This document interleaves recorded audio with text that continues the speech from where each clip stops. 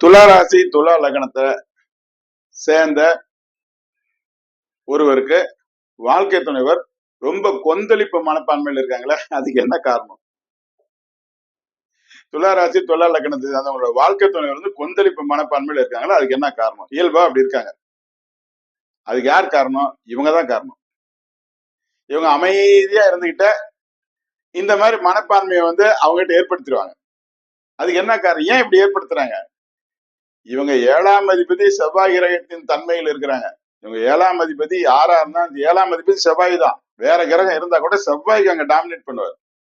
அந்த 7ஆம் அதிபதி செவ்வாய் கிரகத்தின் தன்மையில வந்து 7ஆம் பாவம் இருக்கிறதுனால இவங்களை திருமணம் செய்து கொள்றதுக்கு முன் அவங்க எப்படி இருந்தாலும் சரி, இவங்களை திருமணம் பண்ணிட்டாங்க, அதுக்கப்புறம் இவங்க கொந்தளிப்பு மனப்பான்மை தானா ஏற்பட்டுரும்.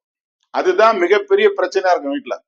இவங்க ரொம்ப சாஃப்டா போகணும், எல்லாம் அப்படியே ரொம்ப அமைதியா போகணும், ரொம்ப சத்தமே இல்லாம போகணும்னு நினைப்பாங்க.